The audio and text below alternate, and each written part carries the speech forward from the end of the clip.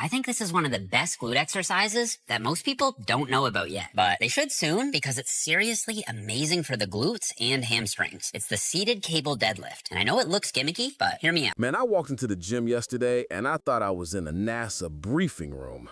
Back in the day, the gym was a sanctuary. It was a dungeon. It was full of criminals, divorced dads, and guys named Big Mike who smelled like onions and testosterone. The instructions were simple.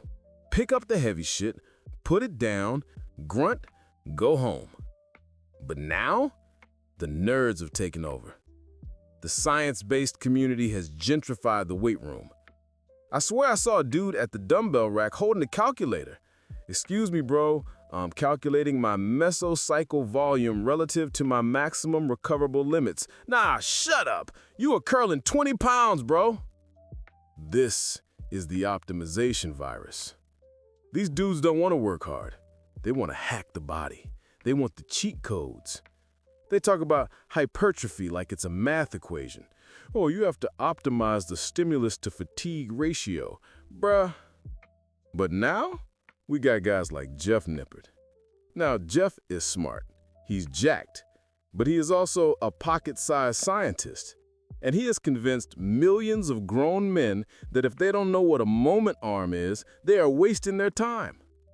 So now you go to the gym and it's quiet. Nobody is clanging weights. Everyone is just standing there looking at their Apple Watch, measuring their rest intervals to the second. Oh, I can't lift yet. My ATP hasn't replenished. ATP? Mofo, drink a Red Bull and lift the bar. They took the soul out of the gym and replaced it with a spreadsheet. The gym used to be full of dudes that looked like warriors. Now we look like accountants who got lost on the way to H&R Block. Now, let's talk about where this science actually comes from. Jeff Nippard and Mike Israetel love to say, according to the latest meta-analysis published in the Journal of Strength and Conditioning, and you nod your head, you think, wow, that sounds official. They must have studied gladiators. They must have studied Navy SEALs. No, I looked at the studies. I read the fine print. You know who the test subjects are? 12 untrained, college-aged males. Untrained. That means they have never touched a weight in their life. College-aged. That means they're 19, broke, and doing the study for a $20 Amazon gift card and a slice of pizza. So you are taking fitness advice from a study done on a 130-pound vegan named Timothy who plays League of Legends all day. Timothy has the testosterone levels of a butterfly. If Timothy picks up a soup can, his bicep grows 200% because he has zero muscle to begin with. And then the scientists look at Timothy's little twig arm and say, aha, the data shows that partial reps increased hypertrophy by 0.5%.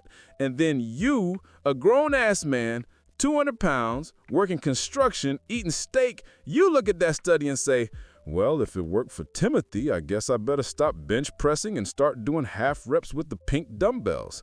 You cannot apply the logic of a toddler to a grown man. If a baby sleeps 16 hours a day, it grows. Does that mean if I sleep 16 hours a day, I'm going to turn into The Rock? No, I'm going to get fired and lose my house.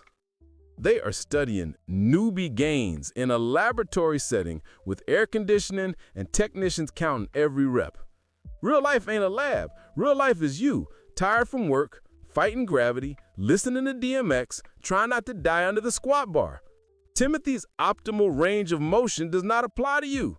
Timothy is made of soy and anxiety. So next time a nerd quotes a study, ask him, who was in the study? Was it Ronnie Coleman or was it the chess club? If it was the chess club, throw that shit in the trash. Now, because of these 12 version studies, the exercises have changed. We used to do bench press, squat, deadlift, manly movements. But now we got the optimized movements. And let me tell you something. These movements are zesty. These movements are highly suspect. Take the seated cable deadlift. Jeff Nippard loved this shit. Picture this. A grown man, legs spread wide open like he's at the OBGYN, and he is pulling a cable through his crotch. Bro, what is you doing? You look like you are flossing your tank with a steel cable. If I walk into the gym and I see a man in the stirrups position grunting rhythmically, I am losing it. But he tells you, Bro, it aligns the resistance profile with the glute fibers. I don't care. Is 2% more glute growth worth looking like you were shooting an OnlyFans video in the middle of Planet Fitness? No. And then you got the lengthened partials. This is where you only do the bottom half of the rep. So you see a dude on the pec fly machine, and he ain't bringing his hands together. He's just standing there, arms wide open, twitching. Thrust, twitch, thrust, twitch. He looks like he's failing the rep over and over again. If I see that, I run over to spot him. I got you, bro. And he gets mad. Get off me. I'm optimizing the stretch. Man, get the fuck out of here. You look like an idiot. And don't get me started on the cuffs. These science dudes love putting ankle cuffs on their wrists. They love strapping themselves to machines. They walk into the gym with a bag of bondage gear, Velcros, straps, chains. It looks like 50 Shades Away. Oh, I need to take my grip out of the equation. Bro, you look like a deckhead. So what is the verdict? We got the nerds with their spreadsheets, their RPEs, and their crotch cable exercises, and we got the meatheads with their loud music and bad form. Who wins? The meatheads win every single time. Look at the biggest guy in your gym. I guarantee you he don't know what a moment arm is. I guarantee you he thinks hypertrophy is the transformer.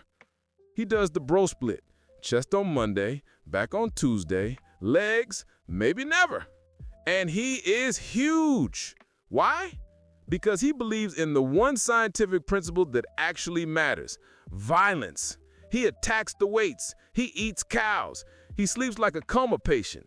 Jeff Nippard can cite 50 studies proving that the bro split is suboptimal. But if Jeff stood next to Sam Sulik, Jeff would look like a keychain. The human body wasn't designed by a scientist. It was designed to survive. It does not respond to a protractor. So here's my advice. Stop watching videos about optimal ankle deflection. Go to the gym, find the heaviest thing you can lift it until you can't lift it anymore, then eat a steak. Return to monkey. Stop trying to be a biohacker and start being a silverback. If you're worried about systemic fatigue, you ain't tired enough. Go get a job roofing houses in July. That is systemic fatigue. A set of curls is a vacation. I'm out.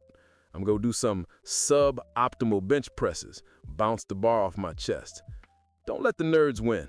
Stay toxic. Peace.